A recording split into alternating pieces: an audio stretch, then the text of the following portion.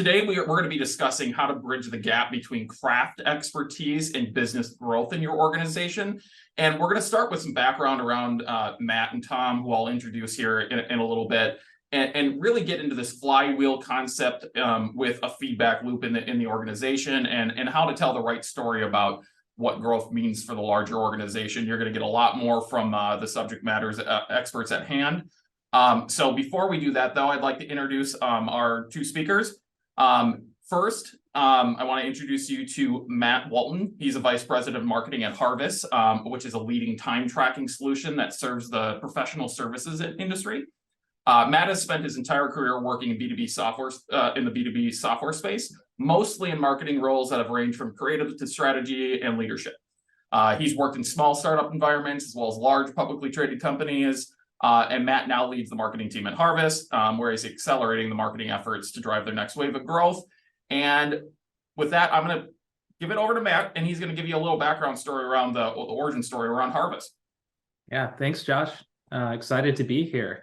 Yeah, let's talk a little bit about where Harvest kind of got started. So Harvest was really born from a design and technology studio called Iridesco that was started by Harvest co-founders Danny Wen and Sean Liu. Danny and Sean had a real passion for design. And in the early days of the studio, they took on really any work they could get, mostly things like identity and web design. But through some client work, they actually learned they could build their own software tools. And so with this underlying principle of how they could, leverage technology and great design to make things easier for the end user, they created and found traction with their first tool, which was a product called Superglue, which aggregated different social feeds way back in the day, things like Flickr and Delicious.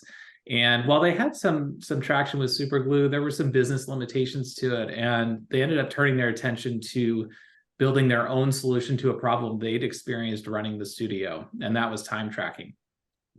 What they had kind of gone through was, using very manual tools like spreadsheets to capture time. They actually used Adobe Illustrator to create invoices just to make sure they looked great. But that was obviously super, super manual. But the other tools out in the market were very complex. The user experience was pretty clunky, and they were very expensive. So Danny and Sean decided they were going to create their own time tracking tool. They took 4 months and launched the first version of Harvest back in 2006.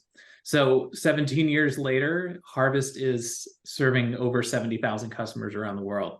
And really because Danny and Sean solved a key business problem in a really elegant way. And we as a company remain, in touch with these roots and making sure that we're developing the product around great design and making things easy for our users. Awesome. Thank you, Matt. Now on to Tom. I'm going to introduce you to our second speaker, Tom O'Neill. He's a CEO and founder of Parallax, a forecasted capacity and resource planning solution. And prior to Parallax, you're going to hear more from him, but Tom is the CEO of The Nerdery, where he grew the software dev company to 500 plus people and 80 million plus in annual revenue. Tom started Parallax as a way to help digital service organizations of any size grow their business efficiently. He's full of useful knowledge and loves challenging conventional approaches to digital service operations. So with that said, I'll pass off to you, Tom, to not only give you the origin story of you and Parallax, but then also get into the content today. I appreciate it very much, Josh. And I'm also really excited to be here, especially with Harvest. I'm a huge fan of the product. So thank you, Matt and the Harvest team for doing this with us. It's really cool. As Josh said, I spent 14 years prior to Parallax building a company that was a professional services firm who built custom software for other companies. And I think the hardest part of running a business like that, as we grew from just like a handful of nerds to over 500, was this problem of supply and demand. It always felt like we had too much work or not enough work, and always at the wrong time, and this like inability to kind of predict the future was really, in my opinion, the biggest point of friction in the business.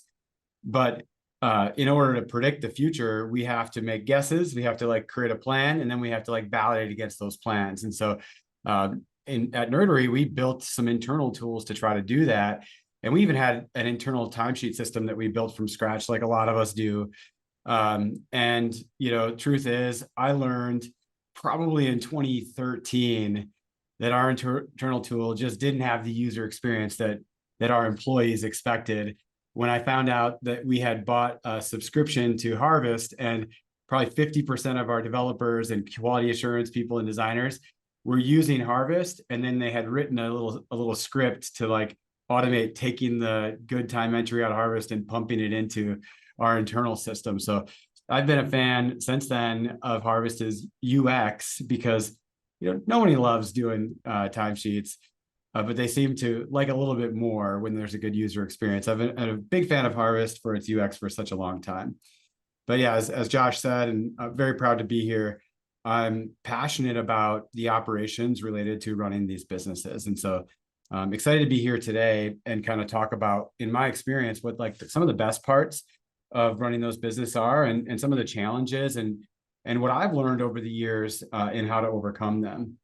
And so again, some of the best parts, and something that I miss, honestly, now that I've been running a product company for 4 years, is this really cool thing that we have as craftspeople in running a consulting firm or a digital agency, is that every single time that we go to market, it's an opportunity to take what we've learned in previous projects or experiences and apply that to the new project or the new opportunity that's in front of us. And so, as craftspeople, we're going to learn and grow in the work that we do as we apply that craft and methodology every single time. And if we do it right, the whole organization and our new customers or existing customers on new projects can benefit from what we learned.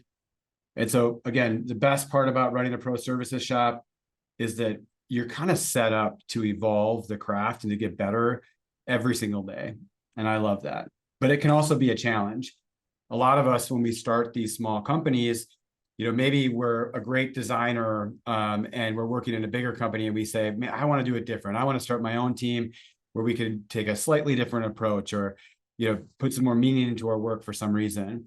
And again, we all usually start off in these smaller growing firms because we're stoked about the craft. We're really good at the craft, and we want to apply that craft to do great work.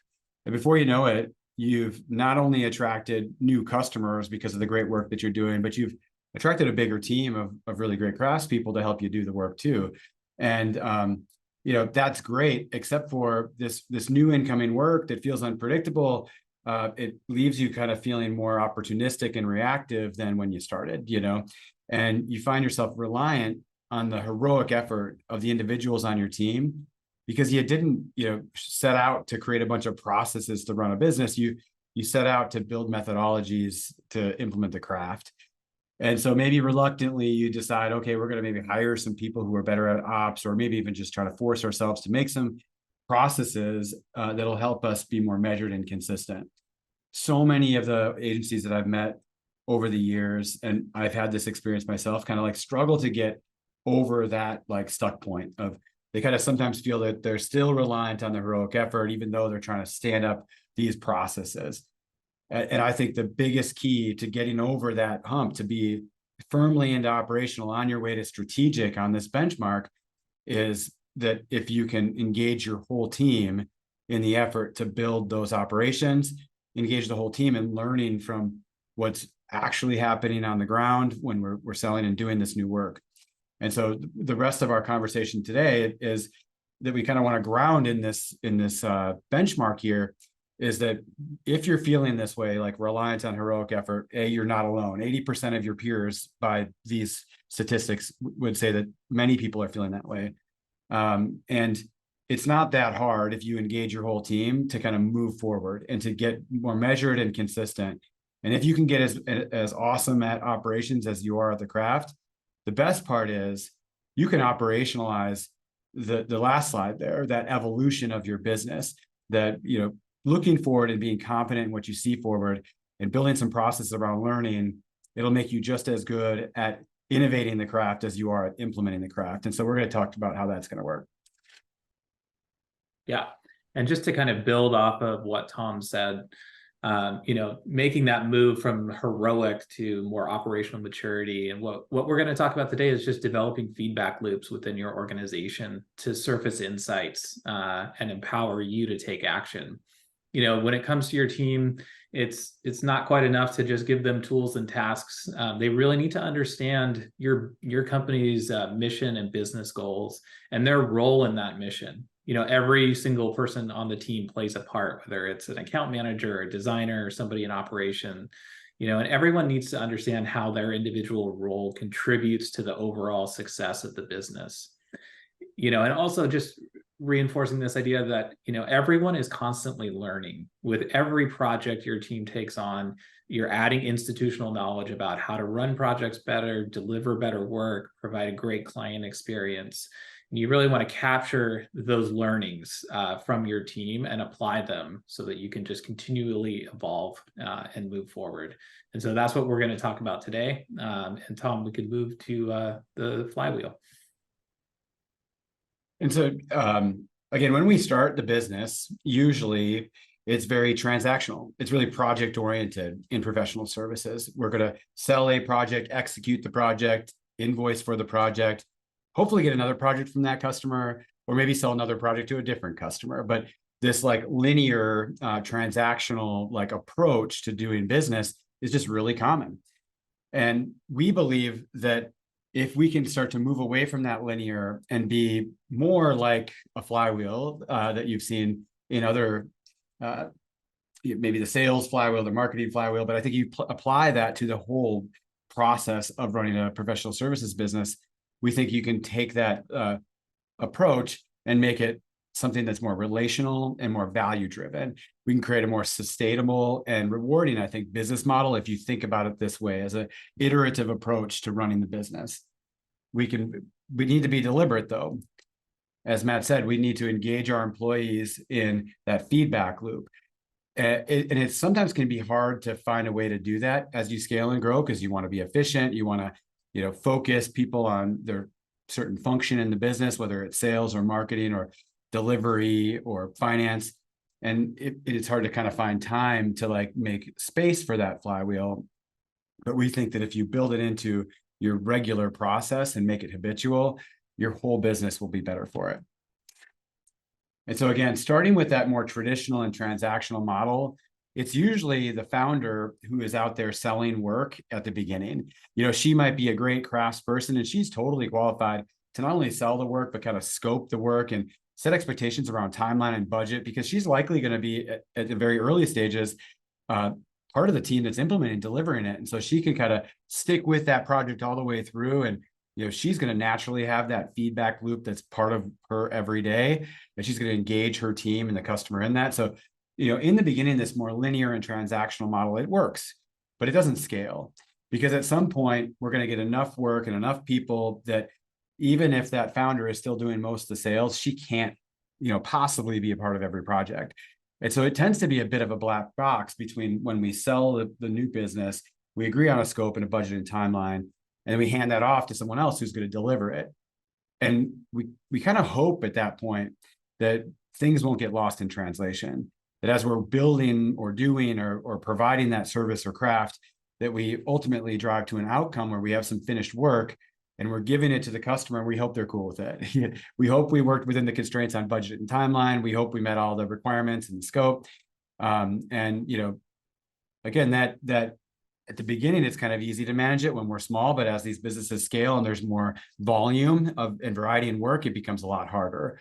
And I think that no matter how hard we try at the beginning to write a really solid scope that's very detailed, and we're setting that expectation as a silo in that function of sales, it's really hard to make that translate all the way through, to manage expectations all the way through.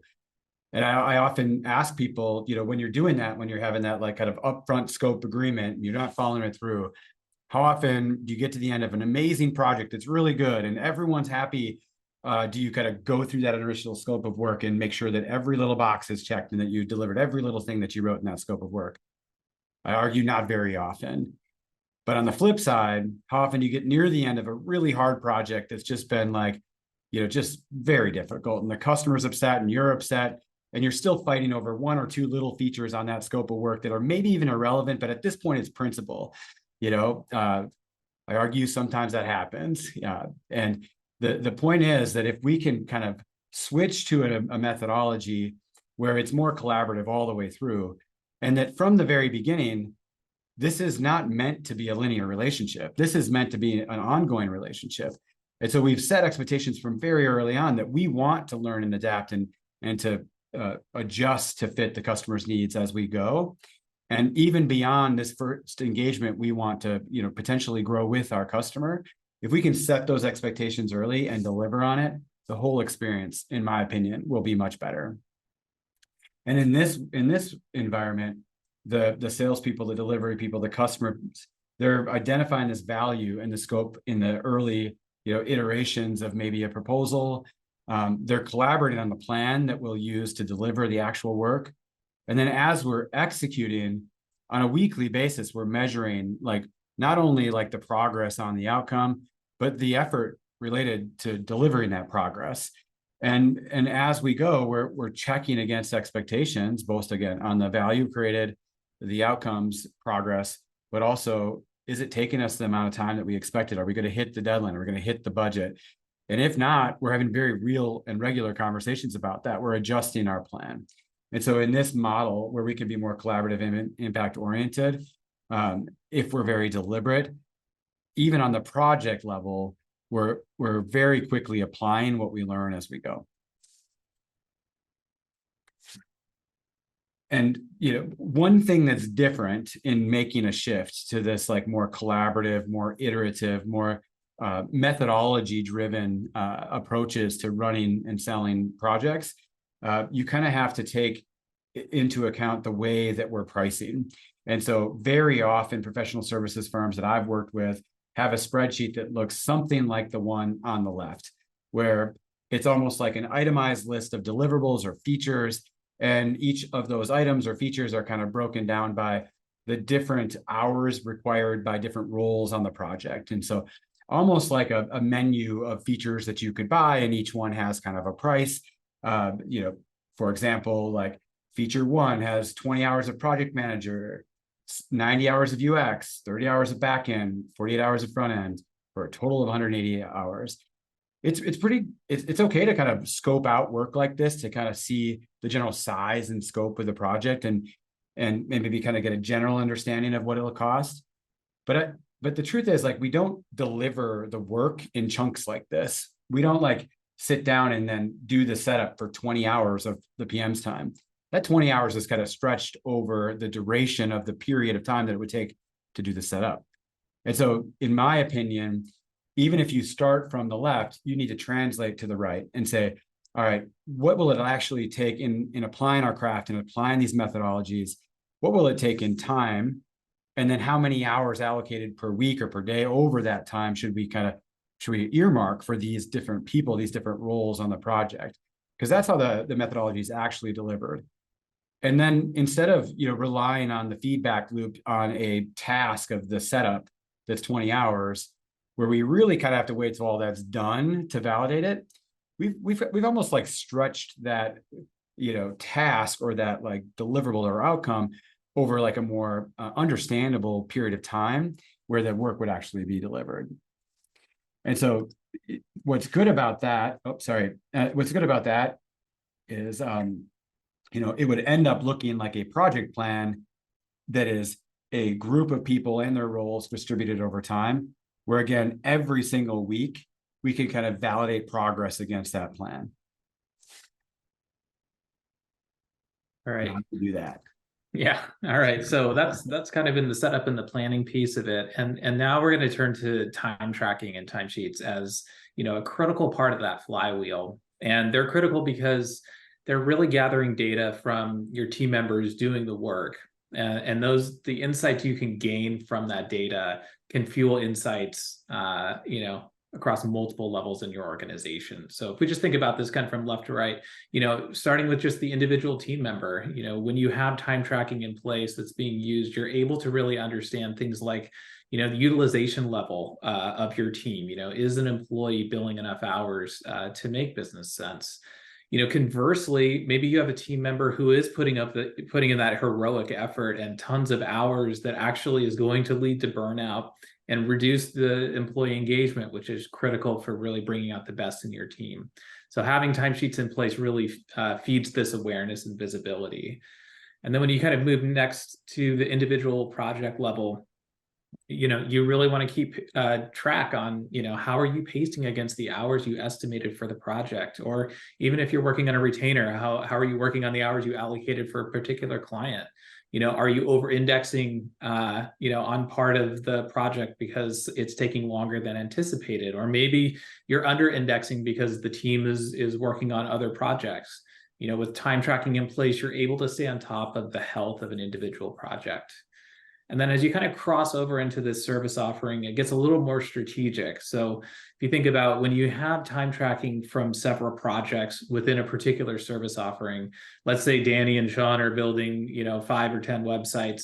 As you start to look at those projects in aggregate, you start to learn things in terms of, what are the roles that are required for that? How many hours should be allocated for each one of those roles? How are those hours distributed across, the duration of the project, kind of per Tom's previous slides? And really importantly, how profitable are these projects for your company? This ultimately allows you to estimate projects more accurately in the future, so that you have more profitable work. And then lastly, just sort of at the macro business level, insights into multiple service offerings really help you understand, the portfolio projects that works best for your business, the types of clients you really feel like are going to be best for your business, and even things like when do you need to staff up as you take on and win new business so that you're maintaining the level of service that you really want to be known for. All of this really is fueled by time tracking. Oops, I think went the wrong way. No problem. Now, we kind of mentioned it earlier, but these insights are all predicated on your team actually using time tracking, and we know that it can be seen as a necessary evil. So I want to talk a little bit about how you move time tracking from feeling like something that's tedious to something that's meaningful. Now, this tedious state is where a lot of companies are when they have tools and really importantly, training that sort of get in the way of adoption in their team. Time tracking in this sort of context can feel very tops down, very rigid. If you have, complicated tools, then that creates a barrier to adoption.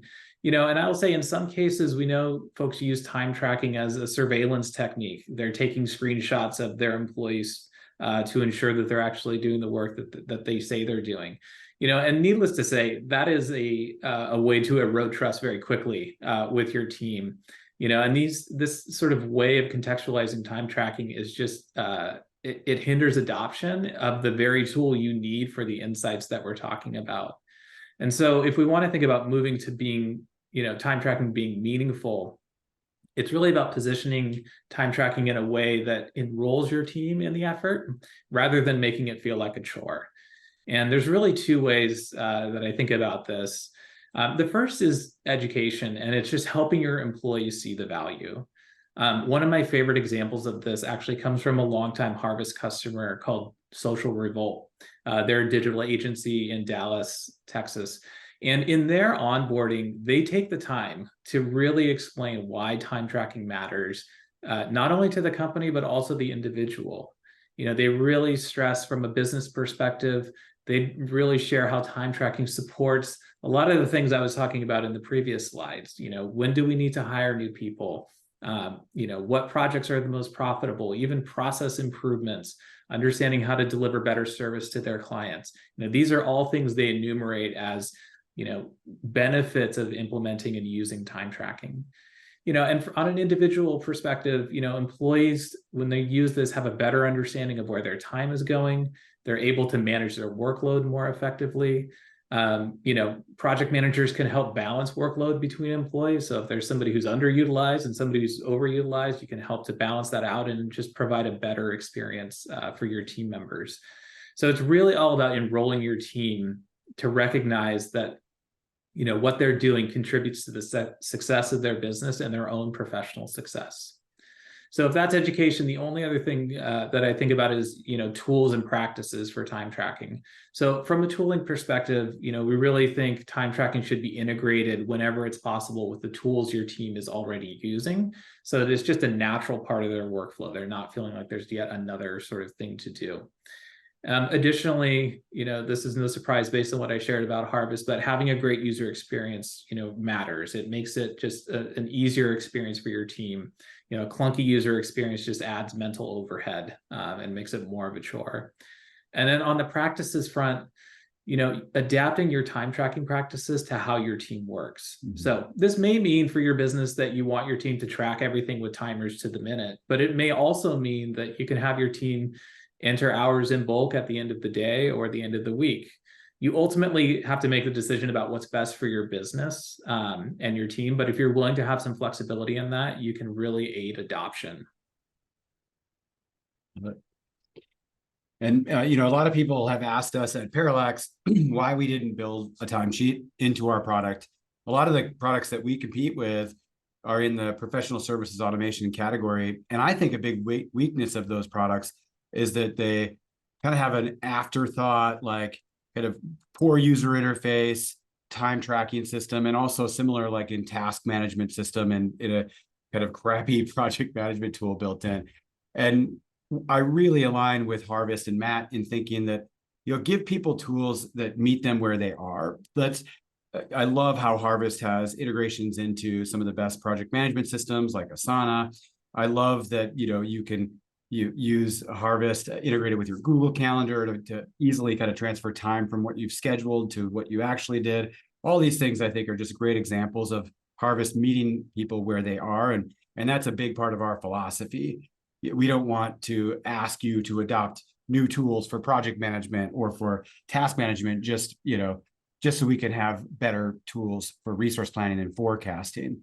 And I also love what Matt said about timesheets not being punitive.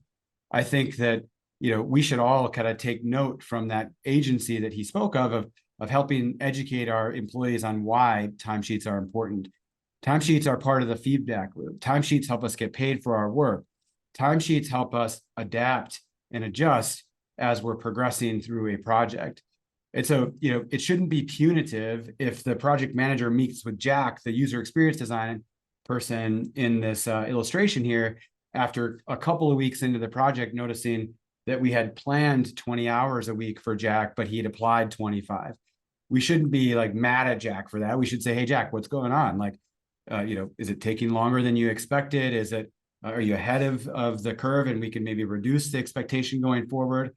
What's going on? Maybe Jack will say, yeah, this is a little bit more work than we expected. We have an extra couple of stakeholders we didn't understand. They're asking more questions and it's taking the design time a little bit more. I'd love if you could allocate 5 more hours a week for me. Whether or not the customer has agreed to pay for this at this point is kind of irrelevant. If we don't listen to Jack, understand the needs of the project, and make an adjustment to our plan going forward, we're going to have some pain.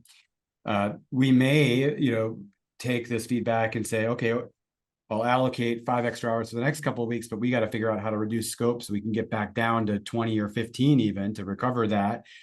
We may try to sell scope to the customer to say, it's taking more time. Can we charge you a little bit more? But the worst thing to do, in my opinion, is just to kind of hope that it gets better, or say, sorry, Jack, you got to work harder and faster and, you're going to have to get it done. Let's be realistic. Let's take from what we've learned and apply it to the plan forward and, adapt. And do it quick enough, like at the end of that week or early next week, when there's still time to try to pull one of those other levers I talked about. And so again, a big part of the measuring what we did is comparing to what we planned and understanding that variance and using it to adjust our plan on a regular basis. And that on a person level, on one role on the project, obviously can roll up to the project level. And so if the sum of all the people and all the roles on the project are doing something like this illustration, where as a whole, the team's actually trending below our expectation in hours, well, we might, prompt us as a project manager to make a change. We might say, hey, is it because those individuals might be double booked and they don't have enough time to apply to this project? Should we add another person that could kind of balance some of that workload? Or should we just embrace that they can't do 20, they can only do 15 hours a week, and we just have to pull out a few more weeks? Either way, if we're not looking at what actually happened compared to what we had planned to happen each week on a regular cadence, we can't get ahead of that change. We can't predict the issue that we might run into. Somebody asked in the Q&A here if we could talk more about resource planning based on duration versus task, and how you work with your team to measure a project with both duration and task-based planning without creating extra work. I'll put an asterisk on that and say, quantify extra work. I think there's been some writing, and I'm really passionate about this idea that you should decouple task planning from resource planning. To answer this question, I'll try not to spend too much time on this because it could be a big topic. But the way that I think about it is at the beginning of the project, when you kind of make that menu item list of different features, and you have a general guess at what those features might cost for the different roles on the organization, you could at that point do your best to break down that work into a series of tasks that you would assign out to each of those roles. And a lot of companies do that. And I think that's perfectly great to do that. Whatever the work breakdown structure you want to use, whether it's more waterfall oriented, as I just described, or maybe something that's more agile and we're kind of producing tickets as we go. Either way, I think it's okay to choose what's best for your company on how to break down that work. But I think either way, you should have a separate resource plan. I'm going to bounce back up in the slide to kind of show that next to this resource plan, you certainly are going to have tasks that we're going to be completing as you go, right? And so if Jack is doing his job and he's kind of on the right pace, he's probably going to be doing 20 hours of tasks every week. That might be 5 4-hour tasks, that might be 2-hour tasks, and 6 whatever. The point is he's got a pile of I like to say shovel ready work that he's working down or burning down in those tasks. But we can only expect for him to burn down 20 hours worth of those tasks each week. And so having those two things decoupled and not relying on the sum of the tasks out there to determine his resource load, I think the advantage of that and the reason that you do it separately is because in most cases, it's not just this one project that Jack's on. Jack might be on 2 or 3 different projects that all have an expectation of how many of his hours would be spent on it. And so managing the expectation of hours per week or per day across projects is really hard to do when you're trying to sequence very small tasks, right? So anyway, decoupling those two things is a very important topic. How you can do it without creating a lot of extra work, it's all about fidelity. And so, one of my favorite things to say is that precision can be the enemy of accuracy, because it's really, really hard to be super precise. So in that that conversation that we were having just now about you might break down all the work at the beginning to a series of very, very small tasks, but you might be able to do that once. And then how often are you updating those little tiny tasks with the changes that happen in the project? To be very precise like that, very frequent in that precision, is just a lot of work, and it's very difficult, and it's not really realistic. And so if you can level up if you can lower the level of fidelity and make an expectation more about generally how many hours a week are you going to spend on this in your resource plan, keep that kind of low fidelity, not 2 hours on this day, 1 hour on this day. You can still have high fidelity in your tasks, but that low fidelity resource plan is really easy to keep updated every single week. You can look back and say, hey, it looks like you did 25. Should I adjust it to 25 going forward? Yep. That's a simple conversation, a simple move. If you were trying to scrutinize which tasks that he did get done and didn't get done and resequence everything, to do that on a level of frequency that has any level of accuracy is just really hard, and it's expensive. And I argue that you're probably not doing it if you're trying very well, So again, decouple the two things. It might be different work. You might be doing a new thing by running a resource plan like this, but it might dial back the level of work you were trying to do by perfectly sequencing, perfectly precision on all these tasks. I hope that answers whoever's question that was.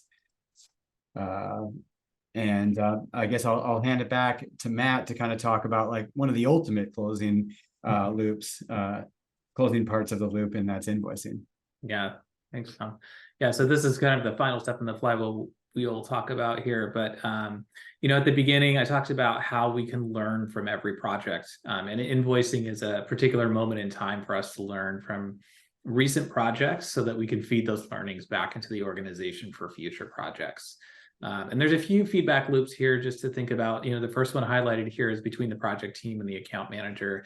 So as the account manager is sort of grooming the hours for invoicing, there's an opportunity to zoom out and really understand where that time was spent. Tom was just talking about the example of the UX designer who needed additional hours.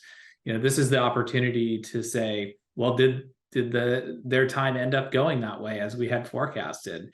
And even at a more broad level, how effectively did we scope the work for each area? And this can really help understand how to better forecast in the future when delivery is being scoped.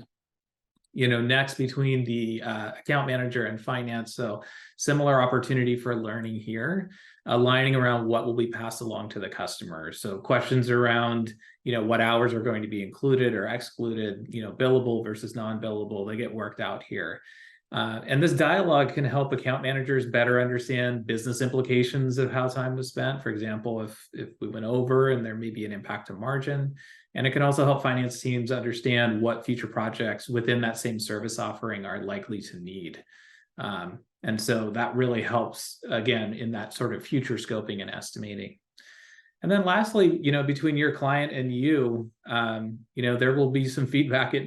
Ideally, it's implicit and they're happy and they pay you quickly. But if it's explicit, it may be, indicate that there are some challenges if we hear from the client and, areas where, things fell short of expectations. But in any case, you are getting that feedback that can help you improve your processes moving forward. Tom, I'll just throw it to you to finish off. And that's, the biggest theme here that we hope that you take away with is that we want that delivery, sales, customer team to be very collaborative. Just like we talked about the project managers sitting down with their team and saying, hey, what changed? What's different? Like, how could we adjust going forward? That should be an iteration that's a part of every project, including all of these people. And then ultimately, yeah, we get this work done, we invoice it, we celebrate, we win. What's so cool about engaging that team in the process is that we can take those learnings and apply them to what we do next. There's nothing better in a sales process for a professional services organization than when we can say, oh, we just did a project similar to this, and this is the experience that customer had and the outcome they were able to drive. There's nothing that builds confidence more in that prospective customer. There's nothing that's more exciting, I think, as someone who's trying to sell those services. And the people that join our team, they join our team because they want to hone their craft, because they're in pursuit of their own personal actualization of what their best self can be related to doing awesome work and applying what they've learned into the next iteration instead of just following the standard that had been sold before them is so much more exciting. And so that feedback loop, again, it's going to help us, I think, move out of that heroic mode where we feel really reliant on individuals to just kind of figure it out. We've built some process, we've made it more repeatable, we've standardized our service offerings, but then we've also created this feedback loop where we can hone those service offerings, evolve those service offerings over time, and almost operationalize that innovation that we need to apply to our business so that we can stay relevant. Because, just because when you started the company, you might have been the best at the craft in the world, what are you doing to stay on top of it? In the services organizations that I know, we are constantly trying to stay ahead of the new and changing demands that our customers bring to us. And so, to be good at the craft can be fleeting if we don't have strong operations and strong controls around how we deliver, coupled with a very deliberate approach to improving every single day, we could get left behind. And so, the flywheel only works if the whole team is engaged. We can't rely on any one part of the system, whether it's sales or delivery or finance. to be that learning mechanism. We have to learn together. But if we can be deliberate and make an effort to learn and adapt, we'll make more money, we'll have a heck of a lot more fun, and I think we'll do a lot more meaningful work. And that's what we've got for you today, except for this handsome thank you slide here. And I think we have some time for questions. We do. So anybody that's hanging out here, I would love if you just want to go put your questions in the chat. We've got a few here. Someone asked a question. I think you were on the slide, Tom, and you kind of explained it. So we're going to skip over that because I think we already checked that one off the box. But I'll put this out for Matt or Tom, whichever one of you wants to jump in. What type of insights should I be getting from time tracking data? And what insights should I share with my team to drive their buy-in on time tracking? Yeah, maybe I can kick us off, and Tom, please, jump in here. But I think, the types of insights, just kind of going back to that idea of just, you can see that individual employee, and what's happening with them. How many hours are they, tracking this week? How many of those hours are, billable work, non-billable work? You're just getting a real sense of sort of what's happening with that individual. And I, having spoken with customers, I think one of the most powerful things that, I've heard, particularly from, say, a project manager and account manager, is just being able to look at sort of a one view, chart of like, how are we doing in terms of burning hours against what we had forecasted. And I think that's really critical insight. Because again, you just kind of understand, are we running hot here, and we're going to need to go back to the client and ask them for more budget, or are we running a little bit lean? So I think those are some of the really immediate insights that I think are really critical.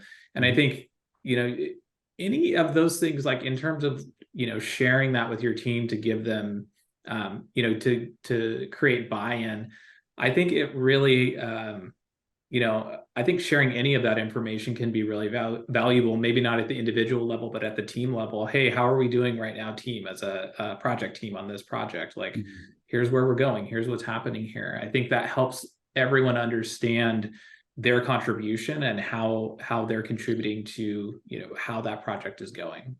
Tom, I'm sure you have more you could offer there. I think I would just echo a lot of what you said, and maybe just add one thing that I think is super important. For the specific question asked was like, what is the insight that we should be tracking, and why is it important kind of for our employees? Like, I think that a great starting point for anyone who's trying to learn how to better leverage their timesheet data, better leverage their analytics that they can have in their professional services business, is variance between planned and actual. I think that we could say that, hey, install Harvest and Parallax today, and your revenue is going to go sky high. Your billable utilization is going to improve. And there's probably some truth to that in some ways, because what gets measured is what gets done, and having better visibility into some of those things would help. But there's a lot of other factors in what's driving revenue, right? And so, but one thing that you can improve on very quickly, if you try, is variance. Meaning that if I planned to do 40 hours of work over the week over the next 6 weeks, what did I actually do? Starting to measure that variance. And maybe it starts off that you had planned 40 and you're kind of regularly hitting 32. Understanding that variance and trying to reduce that variance over time is like a really easy, almost tactical thing that you can do. And when you're doing it, you're going to start to kind of learn the levers that you have to pull in the business to impact that utilization number. You're going to learn that if I can project out that I'm going to be 32 hours out in 6 weeks, I might still have some time to upsell or to find new work or to whatever. If I could project out that I'm going to be way over my capacity in 8 weeks, I might start to pull some levers around recruiting or freeing up bandwidth from something else. I think the idea is that if we start to measure and monitor variance, we'll start to understand what impacted the difference between what we expected and actual. We might find that again, of that 40, someone was doing a bunch of internal stuff that they didn't consider. We might have thought out of that 40 that there was another project pulling their attention away. So variance of plan to actual is a metric that I don't think enough people think about, because it's just really a learning mechanism for you and your team. And again, why that's important, if I'm pitching my team on the importance of timesheets and kind of monitoring some of this data, it's like, we don't want to burn you out. We don't want to stretch you too thin across too many projects that you couldn't possibly, put 60 hours a week in. We want to plan correctly, and we want to understand where we planned incorrectly so we can adjust going forward. Explain to them why that variance number doesn't work without their actual time entry that's honest and regularly updated so that it's fresh. It's worked for me, and it's worked for a lot of our customers as like a really good reason why. Awesome. I think we've got through most. There was a question around product stuff, but this is what I'll say. We're not trying to be a commercial here. So you're interested in either Parallax or Harvest, go on our websites, reach out. You want to talk some shop on best practices, you're at the right place.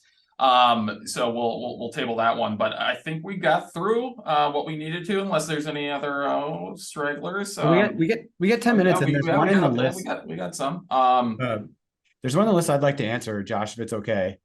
It's the one that's how often should we analyze plan to actual change in the approach to projects, and who should be responsible for doing that? I think that's an awesome question. It's different for every company of like who should be responsible and how often. I'm super biased though, and I'm super opinionated on this. So, your mileage may vary, as some say, but I believe that weekly is important. I think that if you can, I think many professional services organizations that I meet, when they're smaller, there's a tendency to expect a lot of like pretty granular fidelity on like time tracking. And as Matt said earlier, like depending on your business model, it may call for more. You might want to do even a timer, or might call for less. Like you could just kind of do roughly how many hours per week, that's kind of up to you. I generally think though that in most cases, people could lower fidelity before they need to increase it. So they could be less granular, right? So with that in mind, I think that frequency is very important. And so if we can be at least once a week, making sure our timesheets are done and complete and validated, that's worth a lot more than trying to be precise, in my opinion. So sometimes that precision, asking to be very, very, very granular, it keeps them from, it puts a lot of friction in the way of getting it done frequently. And so I would say lower the fidelity, increase the frequency. That'll create better accuracy. And so that's kind of like on-time capture, on-time governance, right? And the question was like, how often should we be analyzing the plan? I think you should also do it weekly. Of course, I'm very biased. If you've got the closed loop of saying, here's what it actually took me every week, then you should try to make a going forward adjustment every week. Again, fidelity, frequency is kind of a factor here.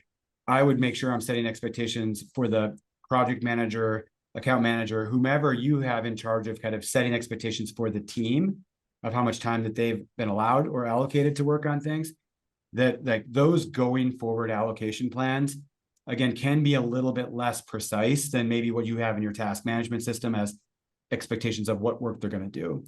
The difference between 1 or 2 hours, if it's 22 hours or 20, I'd probably even just round up to 25, if that was kind of the allocation for the week. And I would treat it like a forecast, not like it's set in stone. Oh my gosh, there's going to be punitive like damage if like you exceed that 25 to 26. I'd really start to try to educate the team that the purpose of these going forward allocations are, to set expectations for the team, to give, some boundaries and some guardrails, but, do a great job and, kind of keep track of where you're spending more or less time than we expected so we can adjust going forward. So, maybe dial back the expectation on precision, whether it's on time entry precision or allocation precision, but level up the frequency, make sure it's at least once a week, and as far forward in the future that you can forecast out on those allocations, the better. Awesome. We had a question: are there essential client components to run a successful duration-based engagement? Yeah, I'll pass that one out, and we might. That one's great. A very quick version of that is you're going to want to look for a customer who sees value in being engaged.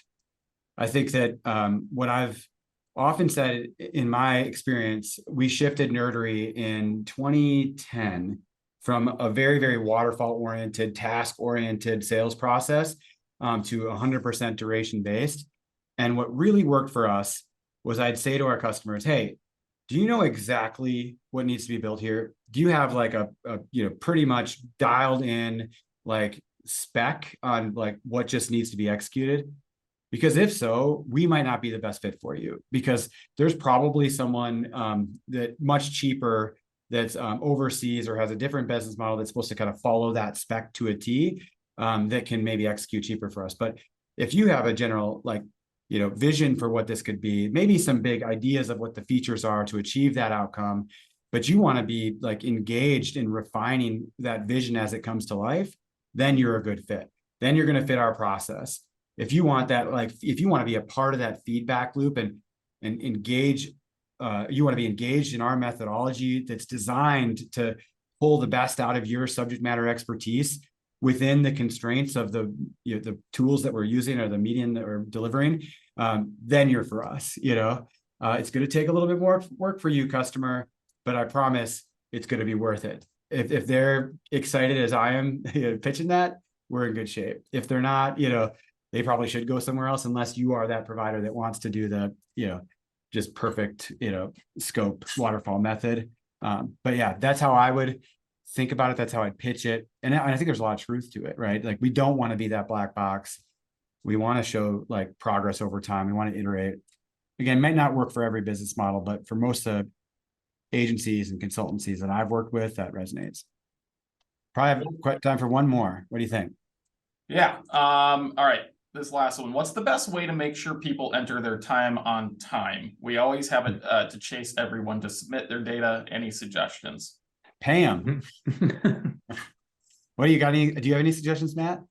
I mean, I think there's some, mechanical things like just ensuring that you've got like reminders in place, so that those are just sort of automated, just reminding people to enter their time in there. We think about this idea of just building tiny habits, just trying to help reinforce just small things that help people just, continuously to add their time. I think, Tom, you're getting at something, which is just the positive reinforcement side of that equation, and just really making sure that people know that when they're entering this time, it is, yes, it's received.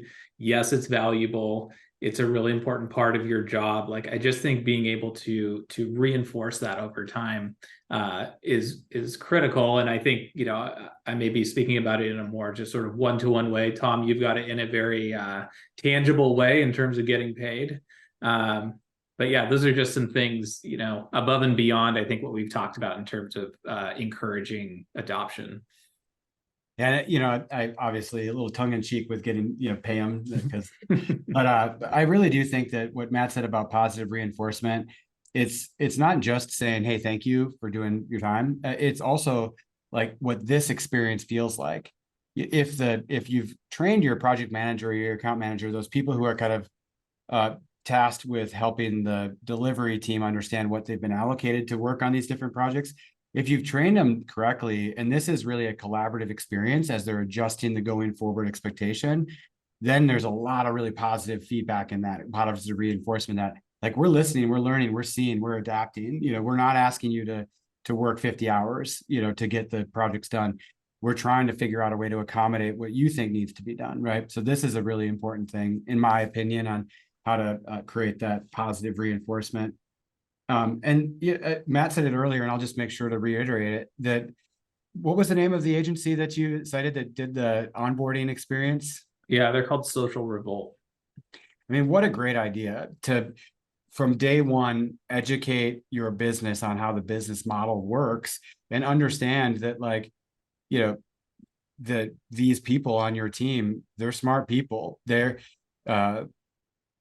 are not lazy. It's not because they are jerks that they don't want to do their timesheet. There's probably somewhere in their heads they've like prioritized it differently than delivering great work for your customer. And so until you kind of help them understand how the business model works and how important that feedback loop is to delivering great work for your customers and great experience for your employees and et cetera, like they may naturally kind of triage their day to make the priority of timesheets lower. And that's that's not their fault, that's yours, so and I think that just one more plug for Harvest, because I'm such a fanboy, like, meet people where they are, use tools that don't suck, don't make them log into NetSuite to enter time in a interface that was designed in 1992 by a CFO, like it just doesn't make any sense. It's crazy that people do that still. So.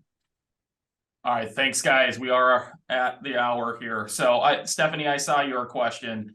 Harvest customer just signed on with Parallax. All I'll say is you are going to be taken very, very well taken care of with your customer success rep. So can't wait for you to start the journey, and welcome to the roster. And guys, thank you so much for the great conversation, the insights, and for everybody out there attending, we're so happy to have you. And look out for the next one. We'll see you guys. Bye. Thanks, everyone. Thanks.